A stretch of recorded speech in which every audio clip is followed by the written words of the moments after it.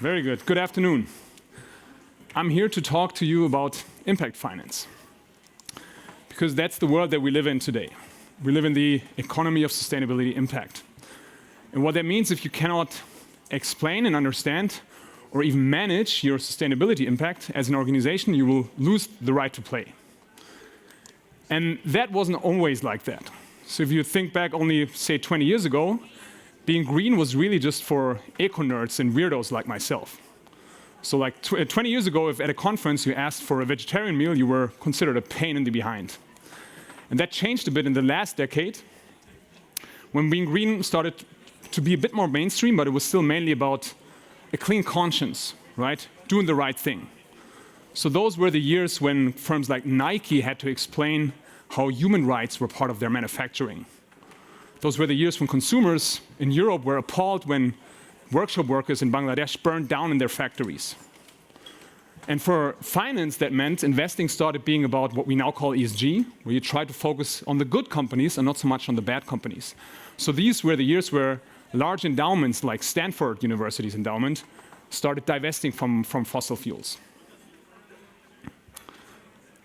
Then Greta entered the stage and it changed again. And nowadays, being green is about taking responsibility, about shaping the world, about shaping the future, about having a positive impact. It's no longer just good enough to have a clean conscience. We've come to a state in the world where, as a society, we understand we actually need to do something. And that whole idea is becoming mainstream. And that's what we talk about when we talk about the idea that we now live in an economy of sustainability impact. And if you now apply this idea to finance, you see that finance as an industry is really struggling, actually with both ideas, with sustainability in general, but also with impact per se. So look at ESG. ESG is the science of deciding whether or not a company is good for the world or bad for the world. And it's quite clear that we need that, right? We need ESG. But if you try to do ESG in practice, it turns out that it's actually really, really difficult, because the world is a messy place. It starts with the fact there's no standardization. Some methodologies try to measure the impact of a company on the world. Other methodologies try to measure the impact of the world on the company. But a lot of the approaches is not even clear what they're trying to measure. And even if they achieve to measure what they want to measure, they're often misunderstood by the markets and investors. So that's ESG. That's the state that we have right now. And remember that ESG is all about the idea of filtering out the good from the bad. But it turns out that filtering out bad companies has no impact. That's what the scientists say. So the majority of sustainable investments today have no impact on the real economy. And if you want to understand why that is the case, you need to understand how, as an investor, you can actually change the world, how you, as an investor, can actually have impact. And it turns out there are only two ways of doing that. The first one is by financing new stuff. Yeah? So if you think about the climate crisis, we need a lot of new things that we don't have right now. Think about renewable energy, energy efficiency solutions, direct air capture, green steel, sustainable air fuels, green cement, circular economy models. Those are things we don't have yet, but that we need if we are to get a grip on the economy.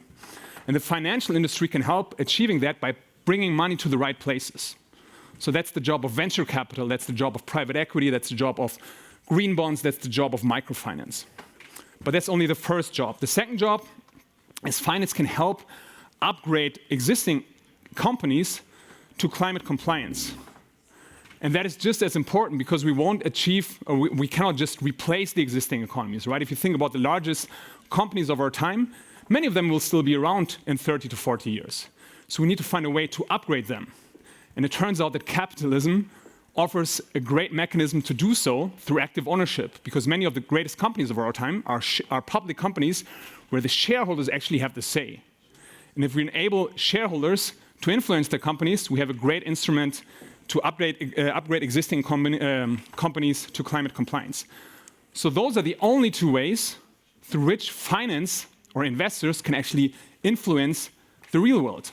And if you now look at the majority of sustainable investments, you will see that they apply neither, because the typical sustainability fund or sustainability ETF will do things like best in class, like exclusion, some sort of an ESG approach, which in the end is all equivalent to an exclusion scheme where you just filter out bad companies. It doesn't finance new stuff, and it typically also doesn't do active ownership. That's why the majority of sustainable investments have no impact on the real economy. And that's where we start as Inyova. Inyova stands for Invest in Your Values. And what we want to do is we want to enable everyone on this planet to be an impact investor. An investor that has a financial return, but that also has a measurable, traceable impact on a better future. So we've designed that as a very simple online solution. You can do it from your phone. The first step, and all of you can try out this right now, or at the end of my talk, or ideally at the end of the next talk too, because they will also be very interesting. Initially, you pick your impact topics, right? What do you care about? Is it the climate crisis? Is it biodiversity? Is it gender equality? Inyova stands for Invest in Your Values, so you get to choose what you care about most. Based on that, we create an individualized, personalized portfolio for you. We don't work with funds, we don't work with ETFs. We select the companies that match your values and that can help create the world that you want to live in the future, and you see each of these companies. And in the third step, you can explore the portfolio, you can personalize it further, and you can start investing. And all of those things you can do on your phone from the comfort of your couch at home. You don't even need to put pants on to become an impact investor. And this has measurable impact because we actually use both of the mechanisms that we talked about. The first one is we help financing new stuff by putting money into green bonds, financing projects that we need in order to create the new stuff that we need to get a grip on the climate crisis. But our focus is actually on the second mechanism. We use active ownership because we use discretionary mandates where our customers are shareholders and we enable them to execute their shareholder rights to influence the companies that they invest in. And if that sounds like an abstract idea to you, let me give you a very real example. This year we did a large engagement initiative with the German car maker BMW, where we represented thousands of individual retail investors and addressing risk in the company strategy. BMW is one of the companies that does not embrace a transition in mobility. Right? And if you want to check that out, you can read about it in any of the German media because we're very successful in addressing this topic and actually coining the term that BMW is becoming the BlackBerry of the automobility industry. This is impact of thousands of retail investors. And the second big engagement that we're starting actually this week is all on the headline of let's ban fossil fuel ads. Let's stop the time where the fossil fuel industries are dictating the narrative under which we're, for example, negotiating global climate contracts in Sharm el-Sheikh at the COP. That's the work of thousands of retail investors, and that's the first big thing that we're working on and that we're already making possible. This is a quote from Walt Benninger, CEO of Charles Schwab. Personalized investing is coming at us like a freight train. If you don't know who Charles Schwab is, it's one of the companies really benefiting from non-personalized investments, ETFs, collective investment vehicles.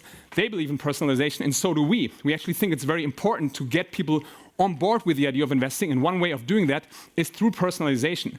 So within Inyova, you cannot only use personalize the topics, you can personalize each individual company.